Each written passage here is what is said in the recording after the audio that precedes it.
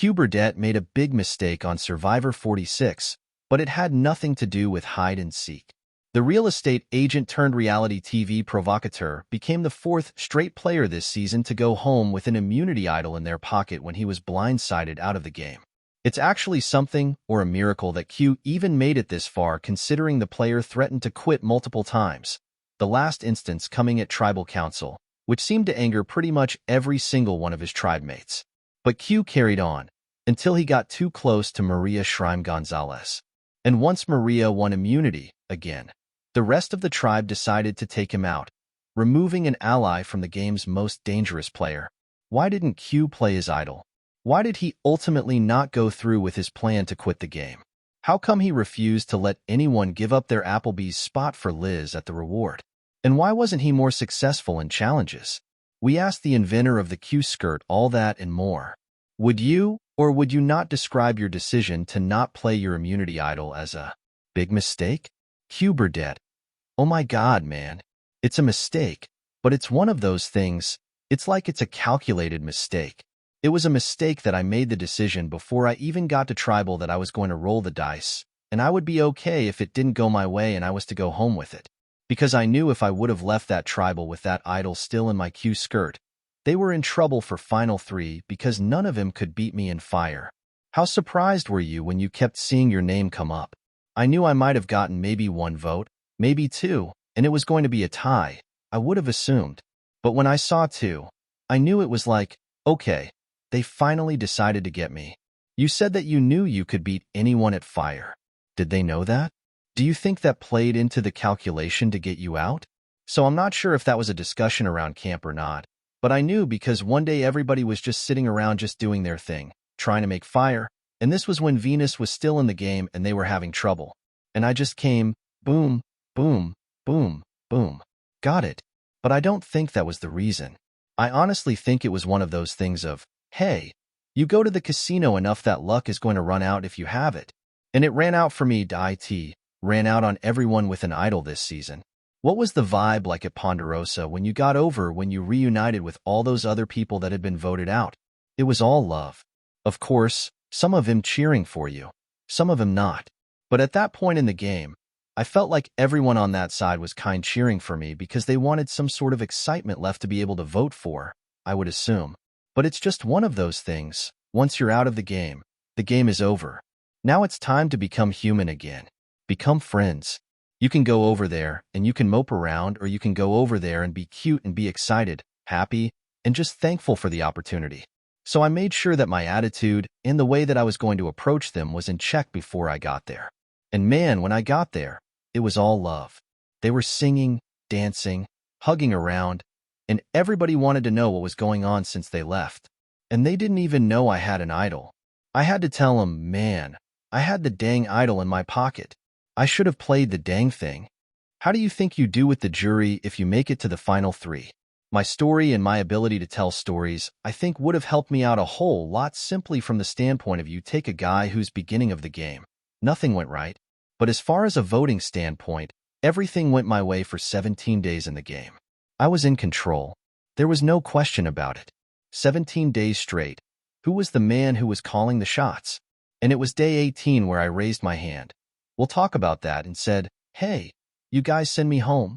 Well, let's talk about what you just referenced about raising your hand, and I'll tell you my take watching it, and you tell me if I'm right or wrong. You were in control, and you're an alpha who's ready to lead and ready to coach. And all of a sudden, you hit this wall where you realize, oh, wait a minute, I'm not in control anymore. And my take was, that's why you were ready to tap out. So walk me through that. And also the decision to ultimately stick around and not tell everyone to put the votes on you? Yeah, so it was never a thing of, oh man, Q wants to quit. What happened is, right before they told me earlier in the day about Tevin, I tried to switch everything around so Tevin wouldn't go home. Then I went and told Hunter, who then went to Liz, and when Liz came back and she was crying. You guys probably didn't see this, but Liz was crying. This is before the Applebee's stuff, by the way. Liz is crying and she's upset, and now she's like, okay, I'll just do whatever you guys want. That bothered me on a personal level because I'm one of 17 kids. I have 4 sisters. All of my sisters are Liz's size. And for me to then see this bigger person go up, and then I felt like at that time, like, dang, I screwed up. I went and told Hunter. I shouldn't have messed up her plan, and now she's crying and now she's just going along with the flow. I felt bad because I was like, man, if that was my sister, there's no way in the world I would feel good about what I just did to her plans. That was part of it. That goes into it where I always say, if it's my fault, I'm willing to take the bullet. I'm willing to take the heat. I can deal with it. I'm man enough to say I screwed up. And if it comes to me having to go home in this game, I'm prepared to do so, and I would raise my hand. And if they don't do it now, that's on them. But my thinking was, well, crap. I didn't do right about Tevin because I have yet to even go to Tevin because I'm trying to fix all this by myself and thinking I can sway everybody to get the vote off Tevin. I didn't even go to him to give him an opportunity to protect himself, and I brought him within the 6. So I was like, dang, bro, I screwed up. And he's about to go home. Tevin's dream was to be out there and win the money.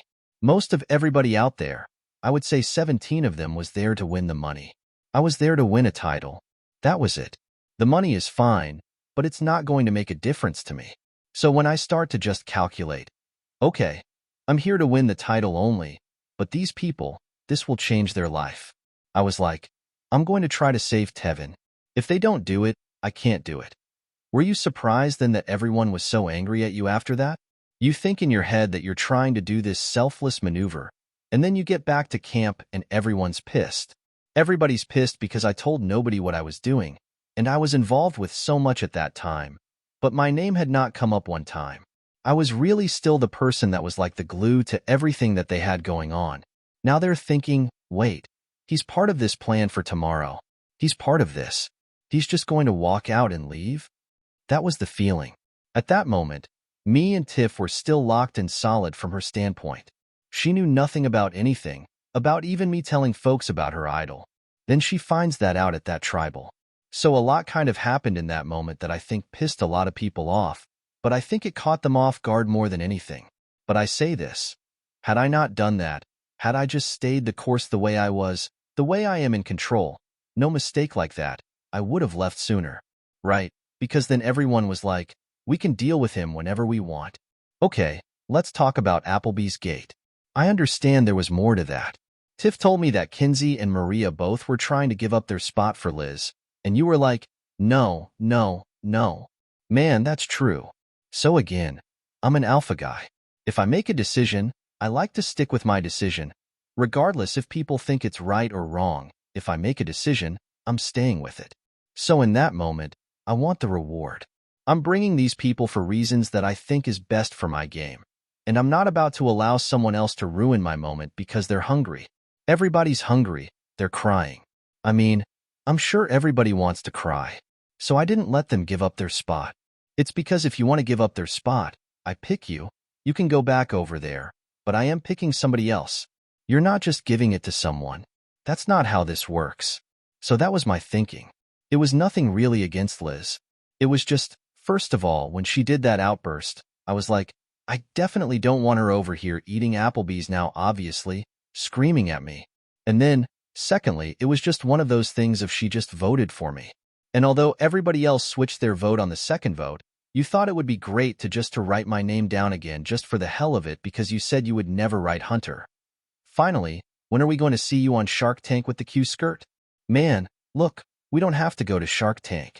We just have to get it up and running and going, and we got the resources to push it. We don't need the Shark Tank money. We just need folks here locally. And I got banks that are ready to jump on this thing like crazy.